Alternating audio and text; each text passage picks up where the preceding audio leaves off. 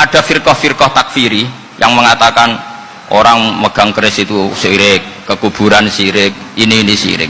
Itu salah besar. Salahnya adalah tadi kalimat-kalimat atau kebenaran-kebenaran absolut ini sudah jadi sibghata wa man ahsanu minallahi sibghah. Kalimat ini begitu absolut di hatinya orang mukmin. Sehingga ketika terganggu oleh hal-hal yang adat istiadat kayak pegang keris, kayak apa, ini tidak mengganggu. Tetap kualitas iman ini di atas keyakinan adat membawa apa keris. Kalau orang membawa keris menjadi syirik karena percaya sama makhluk. Orang misalnya kejawen kalau nggak bawa keris nggak nyaman. Orang kota itu kalau nggak bawa ATM juga nggak nyaman. Itu tidak dihukumi syirik. Kamu pergi lupa bawa HP nyaman enggak? Enggak, kenapa tidak dihukumi syirik?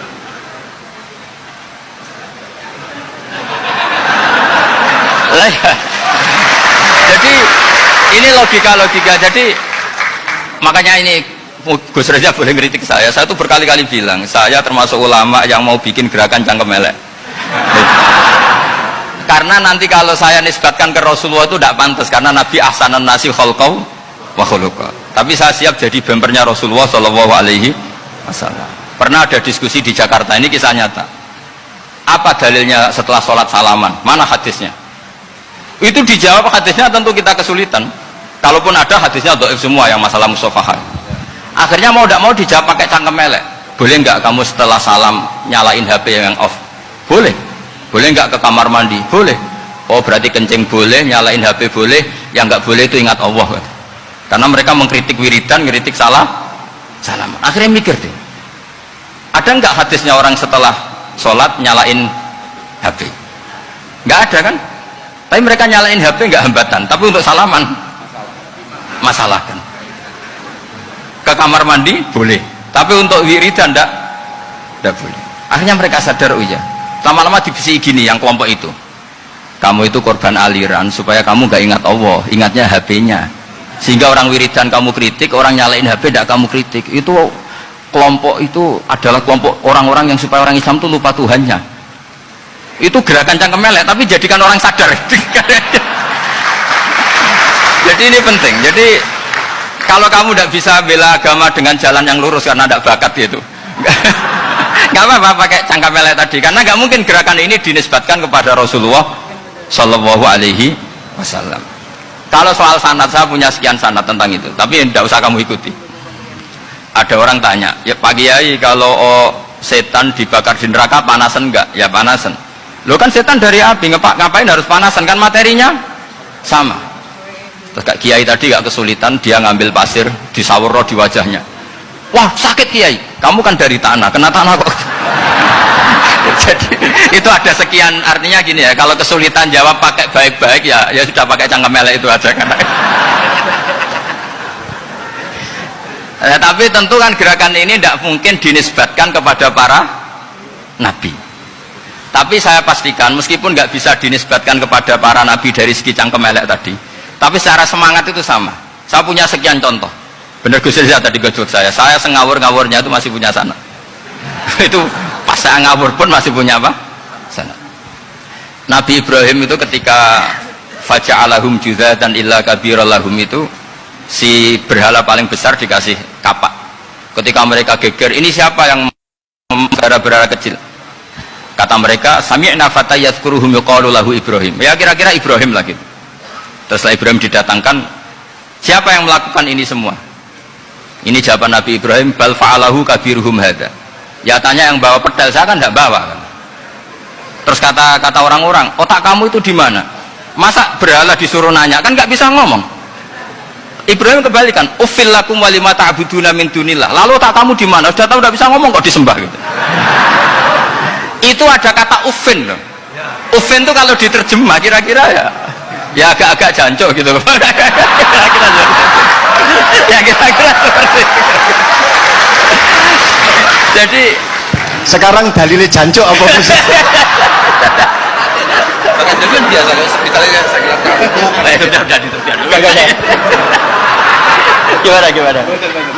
Jancok itu dari daksu, dak tinggalkanlah suan perkara sing elek. Krono ilate wong Surabaya kakean rawon, akhirnya ngomongnya jancok.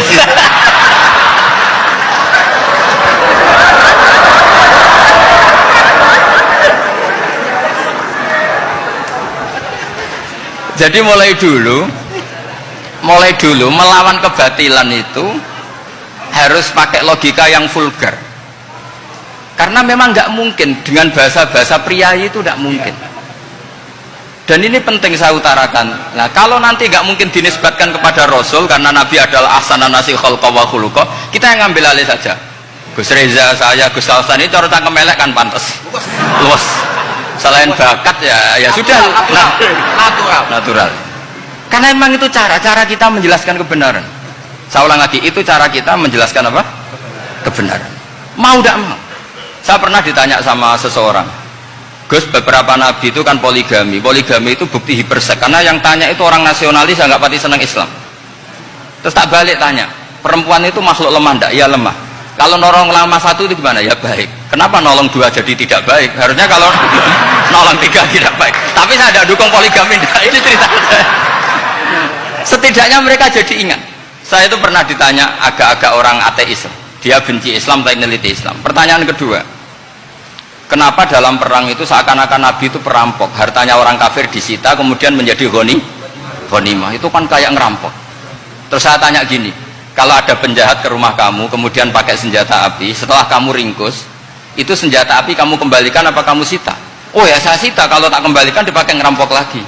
Ya sama seperti itu, kalau kekuatan mereka dikembalikan akan dipakai kekuatan mereka lagi. Jadi ya lagi-lagi ini kemenangan orang serius. Karena nanti guyanya sudah dintekno sama Gus Safa sama Gus Riza. Nah, kenapa saya ngajar begitu rileks, begitu santai? Karena pikiran saya sederhana. Fa innal uqula muttarratun ila qabilil haq. Akal sehat pasti dipaksa menerima apa? Kebenaran. Jika kebenaran itu tidak usah kamu ngomongkan secara serius, tidak perlu. Kebenaran itu mudah diterima. Saya itu pernah ngaji berkali-kali di Jogja di mana-mana sampai ada buku seorang dokter nulis tesisnya itu bangga lagi menjadi muslim setelah ngaji saya itu. Karena saya menerangkan itu ringan. Orang Islam itu harus mencintai Allah. Ciri utama cinta itu tidak tegang, rileks. Saya bilang begini, kalau kamu pernah 1 tahun digratisi orang rumah, makanan, kamu kira-kira itu mudah nggak mencintai orang yang berjasa sama kamu minjemin rumah dan kasih makan gratis? Mudah kan? Apalagi kita ini mudah mencintai orang yang minjemin mobil 1 tahun, ngasih rumah 1 tahun, apalagi selamanya. Kenapa kita tidak mudah mencintai Allah yang memberi kita bumi, air, oksigen, semuanya kita dikasih Allah? Akhirnya mereka mikir, wong mencintai seseorang yang ngasih dalam durasi 1 tahun saja mudah, apalagi mencintai Allah yang ngasih kita tanpa batas. Itu disebut walladzina amanu asaddu hubbal lillah. Orang mukmin itu mudah sekali mencintai Allah. Caranya dilatih tadi. Kita mudah mencintai orang yang berjasa sama kita. Kenapa tidak mudah mencintai Allah yang tentu jasanya lebih besar? Nah, karena akhir-akhir ini banyak orang yang terlalu nazir, terlalu apa kata Nabi kan basyiru walatu nafiru yasiru walatu asiru, sehingga saya bikin gerakan pokoknya semua orang mukmin pasti masuk surga. Nanti soal ada kesalahan-kesalahan kecil yang menjadikan orang su'ul khotimah itu sifatnya kehati-hatian, jangan menjadi hukum. Hati-hati itu tidak menjadi hukum. Kalau kamu nyupir hati-hati itu bukan berarti pasti kecelakaan, enggak. Hati-hati itu ya hati-hati saja, tidak menjadi hukum. Ini penting saya utarakan karena kubu sebelah kampanyenya sudah tadi, setiap mati mesti tenang bersama Bapak di surga. Sementara kita mau kampanye, kamu sholat tidak mesti diterima, haji tidak mesti diterima, jadi kiai tidak mesti masuk surga. Coba kalau kita kampanye gitu terus, yang mau jadi muslim itu siapa? Jadi ini sudah tak perhitungkan matang-matang, saya milih macam seperti itu. Ya ini saya pikir sudah, ini pembandingnya supaya punya waktu. Saya suka sekali.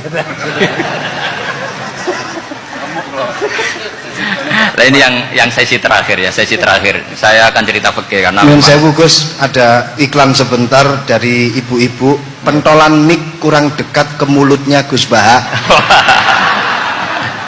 Sehingga suaranya tidak terdengar sampai ke belakang. Oh, gitu. Pentolannya didekatkan Gus. Oh, gitu.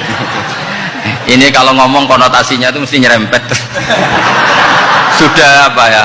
Sudah ahlinya di situ.